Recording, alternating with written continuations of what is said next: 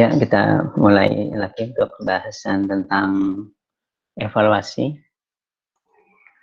Kita sudah bahas tentang data, ya. Jadi di sini ada dua hal besar yang perlu kita perhatikan dalam kita melakukan evaluasi sebuah model. Yang pertama adalah data yang sudah kita bahas secara dasarnya. Kemudian yang kedua adalah evaluasi. Evaluation metric metrik evaluasi. Sebelum kita membahas ke yang kedua, saya akan melanjutkan dahulu untuk yang berkaitan dengan data. Ya. Ya. Yang berkaitan dengan data. Ya, lanjutan berkaitan dengan data, yaitu tadi kita sudah membicarakan bahwa data itu bisa, atau ya salah satu caranya adalah dibagi menjadi data untuk training dan data untuk testing atau data sebagian untuk development, ya. Untuk training, untuk development atau validasi istilahnya, kemudian untuk testing. Ya, ini pembagian seperti ini, ya pembagian yang satu, ya jadi satu ada data, kumpulan data kemudian dibagi, kemudian dari training dan development ini kan tadi dihasilkan model, ya, dihasilkan model yang kemudian dites modelnya. Ya, ada juga dengan cara lain, ya, yang disebut dengan validasinya itu di cross, ya, di silang, validasi silang, ya, ada validasi silang.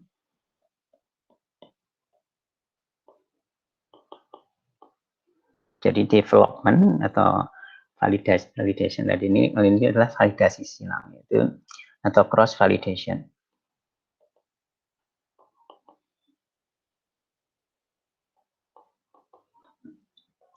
Ya, yang ini disebut istilahnya adalah hold out. Jadi kita udah pasti, ya, tidak perlu, yang pasti ada satu pembagian kemudian dapat dihasilkan sebuah model. Nah, kalau di sini, ya, di validasi silang atau cross validation ini, di sini sama atau mirip seperti yang hold out, tetapi kita di sini adalah ada cross, ya, validasinya untuk cross, ya.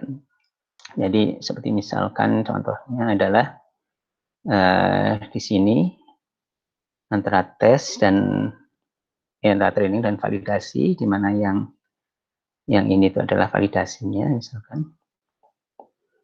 Ya, ini adalah kemudian data yang sama kemudian digunakan validasi yang di sini. Ya. Data yang sama digunakan validasinya di sini, misalkan. Ya, data yang sama, ya, digunakan validasinya di sini. Ya, data yang sama digunakan validasinya di sini. Jadi di sini yang validasinya misalkan 20%, karena ini ada 1, 2, 3, 4, 5. 20% misalkan, ini 20% masing-masing, di sini 20%, ya. Kemudian 80%-nya itu adalah yang training. Nah, di sini dihasilkan 5 model. Ya, di sini dihasilkan 5 model. Ini adalah model. Ya, artinya mungkin parameternya sama, semuanya sama, atau mungkin lebih, ya mungkin bisa 5 model, atau mungkin kalau lebih umum adalah 5 kali eksperimen, ya, 5 kali eksperimen yang itu bisa menghasilkan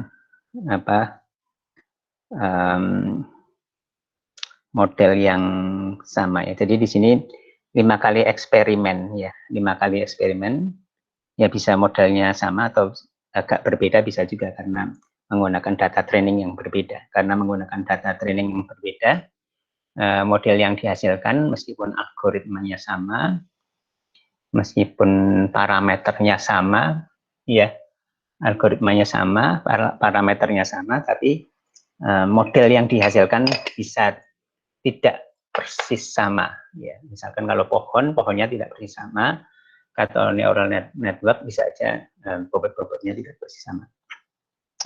Ya, kemudian di sini ya ini seperti itu. Jadi di sini dihasilkan angka-angka nanti, ya angka-angka atau dihasilkan model-model, katakanlah model meskipun modelnya itu berbedanya bisa sedikit ya antara model 1 dan model 2 dan model 3 dan 4 dan 5 ya. Nah, kemudian masing-masing model ini masih dianggap merepresentasikan learner yang sama atau algoritma yang sama. Algoritma yang sama. Jadi sebenarnya di sini kita misalkan di eksperimen ini misalkan algoritma 1 yang digunakan oleh ini misalkan dibandingkan dengan algoritma yang 2, algoritma atau metode misalkan ya seperti itu ya. Ya, jadi di sini di masing-masing running sini itu dicari di sini ada berapa efektivitasnya, kemudian di rata-rata. Jadi efektivitas dari yang running 1 dan running 2, run 2 dan sampai run 5 dibagi 5. Itu adalah rata-ratanya yang dihasilkan untuk misalkan algoritma 1. Nah, ini adalah variasi, di mana variasi ini salah satunya mengapa dilakukan seperti ini, salah satunya adalah karena alasannya datanya sedikit ya. Jadi samplingnya yang kita balik lagi ke atas, sampling di sini ya, sampling yang kita dapatkan di sini, data yang kita dapatkan di sini datanya relatif sedikit.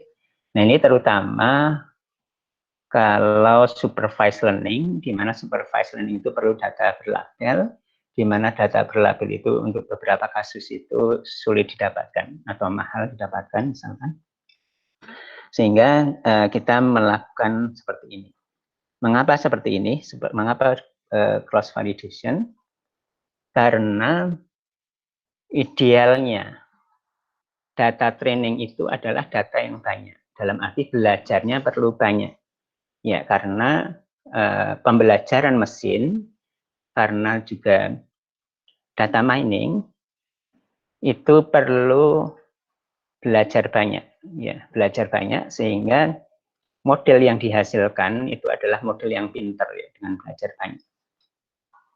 Tetapi kalau misalkan data samplingnya sedikit, kemudian hampir semua dihabiskan untuk data training, data validasinya sedikit, nah validation itu juga penting ya, validation dan testing itu juga penting. Ya, validation itu kan untuk tuning ya. Tuning juga kita perlu menguji ya. Validation itu untuk menguji dalam proses pengembangan ya. Itu kita perlu menguji dan mengujinya juga harus yang ini juga yang representatif juga ya. Seperti tadi kalau assessment itu assessment yang representatif. Sehingga baik itu training, baik itu untuk validation dan juga seperti tadi testing itu semua perlu banyak. Oleh karena itu, ya di sini diselang-seling aja, disilang aja antara training dan validation itu disilang menggunakan cross validation. Baik itu cross validation-nya udah fix sebanyak ini dan ininya apa bahwa yang pertama run yang pertama data validasinya yang 20% yang mana, ini 20% yang mana, 20% mana, 20% mana, 20% yang mana, ataupun di random. Di random itu dalam arti 20%-nya itu 20% yang di random. Kemudian yang run kedua 20%-nya di random dan seterusnya. Ya terutama di randomnya, terutama memperhatikan bagaimana training itu mewakili dapat mewakili universe, artinya 10 bab kalkulus tadi, demikian juga validation mewakili 10 bab tadi, itu idealnya seperti itu. Ini adalah salah satu variasi alternatif dari holdout, yaitu cross validation. Ya, kemudian masih berkaitan dengan dataset, ya, tadi agak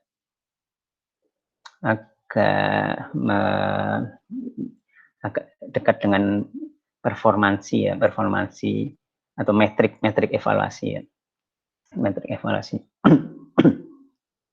Nah, kita mempunyai data training,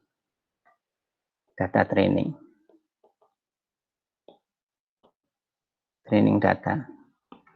Kita mempunyai development data.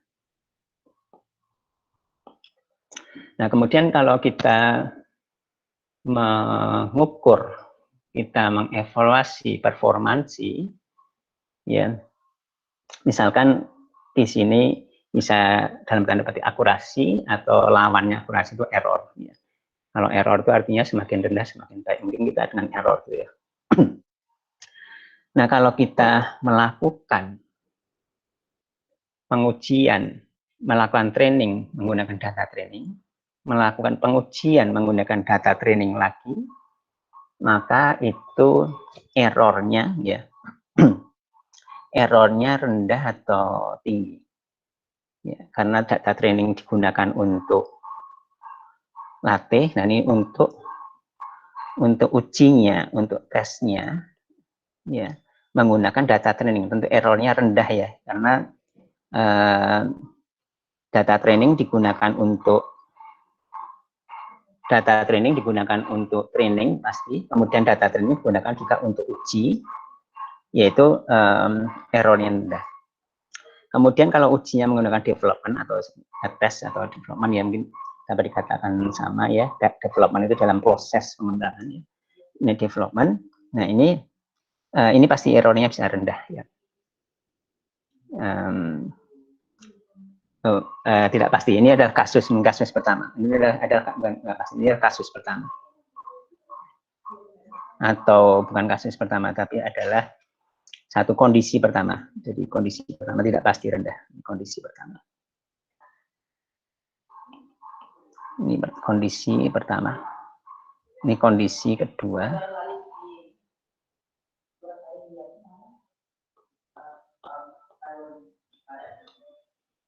Ya. Kalau kondisi kedua, ada juga sebenarnya menggunakan training menggunakan data training, kemudian diuji menggunakan data training, itu errornya relatif tinggi. Ya, akan saya buat contoh sederhananya, data divisualkan data 2 dimensi, artinya atributnya atau fiturnya 2 saja, yaitu di sini klasifikasi, ya klasifikasi itu adalah di sini klasifikasi biner, ya. Misalkan di sini datanya itu adalah misalkan 2 kelas, yang satu kelasnya bulat, yang satu kelasnya segitiga. Ya, ini data yang ekstrim, ini dibagi seperti ini. Kemudian, ya, data yang lebih real itu ada juga, misalkan segitiganya di sini, ada juga di sini yang bulatnya ya. Ya, di sini misalkan ada yang bulatnya di sini, ada segitiganya di sini. Ya. Ini datanya misalkan contohnya seperti ini. Ya, jadi sekali lagi ini data 2 dimensi, artinya kalau contoh data menggunakan fiturnya hanya 2 saja, ya, yaitu fitur yang pertama, kemudian fitur yang kedua. Ya, kemudian bulat dan segitiga itu menyatakan kelas yang pertama dan kelas yang kedua. Ya, ya ini adalah saya akan copy dulu.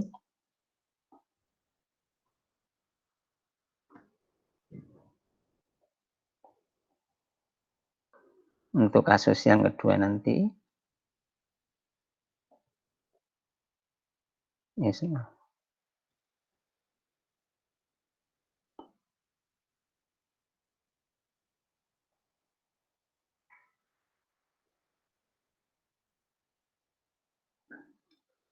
Ya, untuk data yang sama, ya.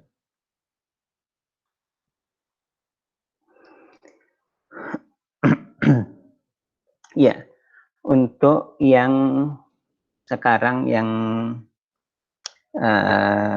lebih sederhana dulu. Yang lebih sederhana yaitu untuk yang errornya tinggi. Ya, jadi kalau di sini kita mempunyai pemisah ya, kita mempunyai pemisah seperti ini. Delimiter yang berupa linear ya, linear classifier ya di sini artinya.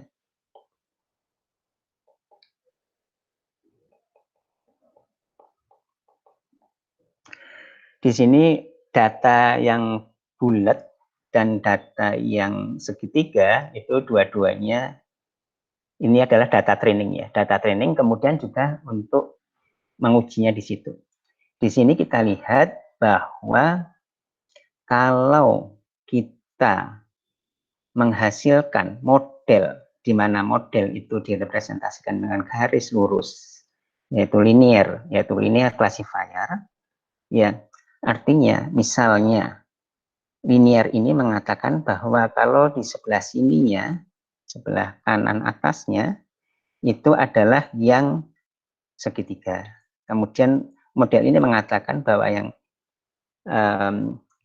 sebelah kiri bawah garis itu ya, delimiter itu adalah bulat ya. Nah, kemudian kita lihat kalau kita uji menggunakan data training lagi, maka errornya tinggi atau relatif tinggi. Katakanlah di sini misalkan errornya di sini misalkan 10%. Ya.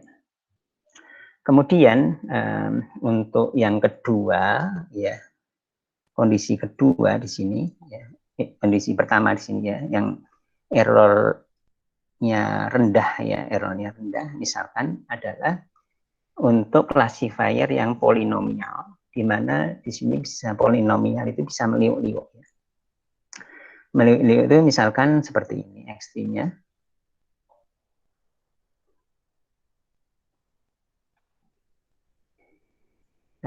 Ini sebelah kanan itu semuanya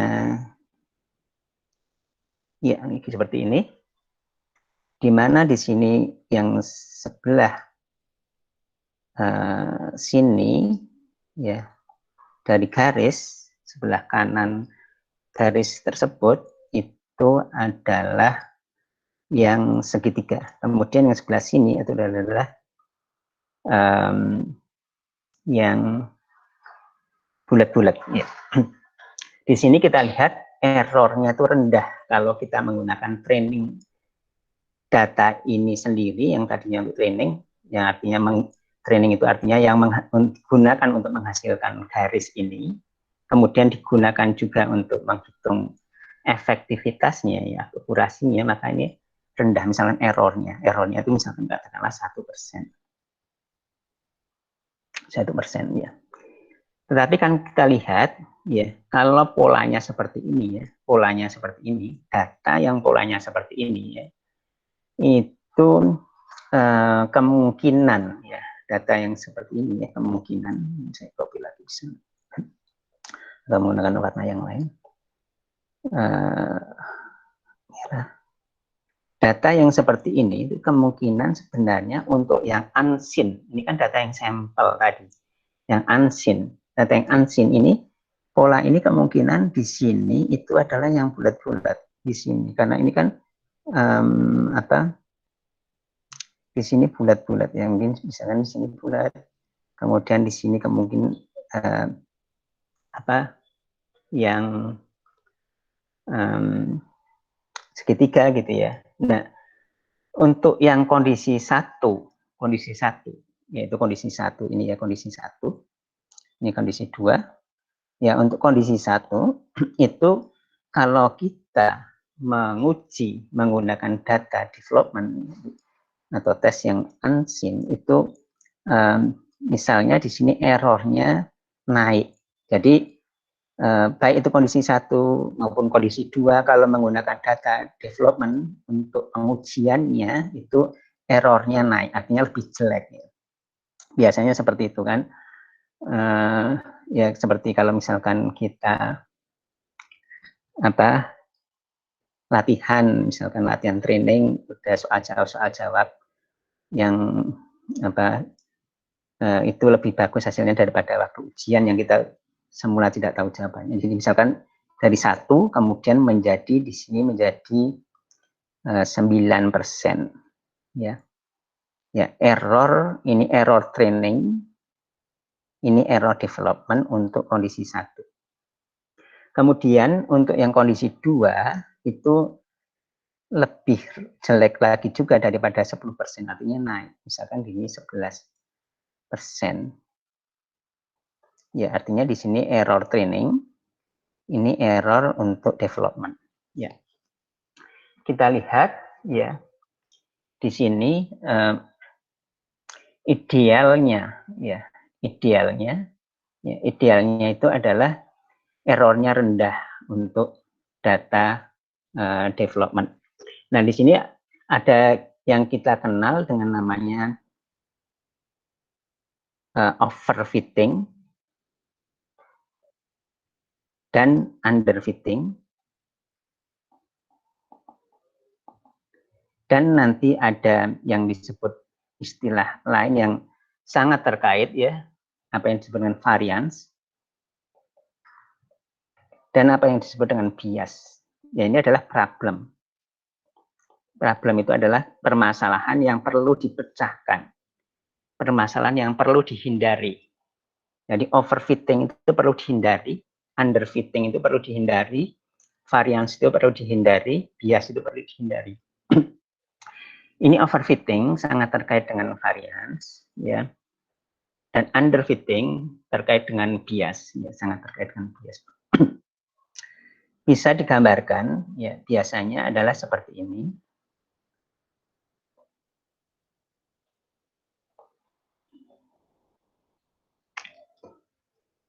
Ini adalah error, misalkan error ya. Artinya semakin rendah semakin baik. Kemudian di sini apa yang disebut dengan kapasitas. Kapasitas dari model. Kapasitas itu salah satunya yang penting itu adalah kompleksitas. Yaitu kompleksitas. Kompleksitas itu contohnya kalau di pohon itu pohonnya semakin rimbun kapasitasnya semakin besar atau semakin kompleks, artinya pohonnya itu semakin rimbun, semakin banyak dahannya dan daunnya, semakin banyak dahannya dan daunnya. Jadi semakin ke kanan ya di koordinat X itu semakin ke kanan artinya semakin rimbun kalau pohon. Kalau rule-nya semakin panjang, semakin banyak. Kalau yang tadi ini, misalkan ini artinya kan polinomial, derajatnya tinggi, ini hanya linear, ya derajatnya 1 aja. Itu kapasitasnya kalau yang kondisi yang kiri itu semakin tinggi contoh kapasitas dari yang dihasilkan karena ini karena meliuk artinya polinomial. Kalau yang kanan itu linear artinya yang sederhana, yang kompleksitasnya rendah atau kapasitasnya rendah. Nah, kita lihat secara umum bahwa kalau kita menguji, ya ini uji ya, menguji atau untuk development atau uji ya, untuk menguji ya, menggunakan data training, artinya training errornya, ya. Training errornya itu semakin kapasitasnya semakin besar, training errornya semakin rendah.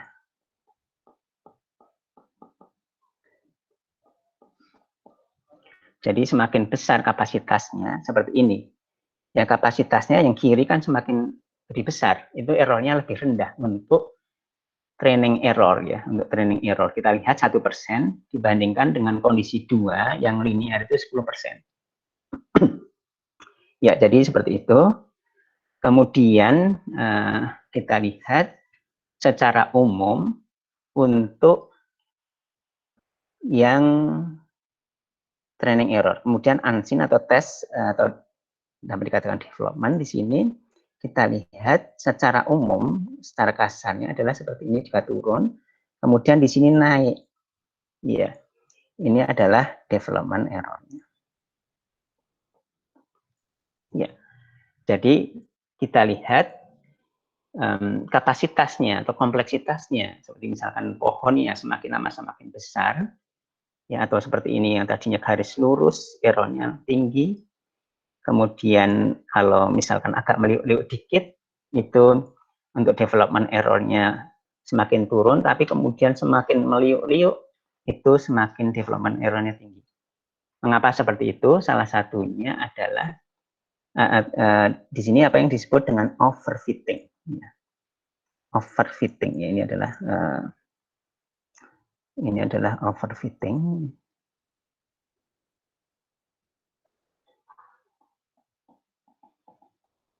Ya dari namanya, fitnya, memfitnya, mencocokkannya itu terlalu over, ya, terlalu over, terlalu berlebihan. Terlalu berlebihan itu apa? Seperti ini, terlalu berlebihan. Terlalu berlebihan itu artinya adalah mungkin ada outlier. Mungkin ini outlier, mungkin error atau outlier gitu yang nyempil ini, tapi diakomodir oleh model sehingga di sini pembatasnya itu meliuk-liuk. Artinya kapasitasnya atau kompleksitas besar. Demikian juga kalau pohon yang kompleks itu lebih kompleks lagi atau sangat kompleks itu bisa overfitting karena mengakomodir itu tadi ada outlier, ada noise, sehingga pohonnya nanti banyak ranting-rantingnya yang isinya ranting-ranting itu cuma sedikit-sedikit sebenarnya datanya. Nah, ini adalah seperti ini. Ini adalah yang disebut dengan overfitting. Sedangkan underfitting, ya, underfitting itu adalah kalau kapasitasnya terlalu kecil di sini. Kapasitasnya terlalu kecil. Ya. Kapasitasnya terlalu kecil. Di sini overfitting, di sini adalah underfitting. Ya. Ya di sini terlalu simpel di sini, terlalu simpel sebut contohnya garis lurus sehingga underfitting. Ya meskipun underfitting itu kapasitasnya rendah atau mungkin bisa juga data trainingnya terlalu sedikit ya. Dalam hal ini kita lihat misalkan kapasitas modelnya atau kompleksitasnya model itu terlalu simpel. Ya, ya seperti itu. Jadi underfitting dan overfitting dua-duanya tidak bagus. Ya, yang bagus adalah yang ya sedang itu ya kalau kita lihat di misalkan di ini adalah di sini ya. Oke, itu adalah istilah underfitting dan overfitting. Kemudian ada istilah bias dan varians ya. Ya, bias itu hubungannya dengan underfitting ya. Bias itu hubungannya dengan underfitting. Ya, kita lihat underfitting itu adalah kondisi contoh yang kedua ya. Bias itu adalah contoh yang kedua di mana di sini secara gampangnya bisa kita lihat di sini naik. Di sini apa? Di sini training errornya itu tinggi di sini ya. Training errornya tinggi. Ya, training errornya tinggi itu salah satu yang dapat dikatakan sebagai salah satu yang kita bisa lihat sebagai tanda bias ya.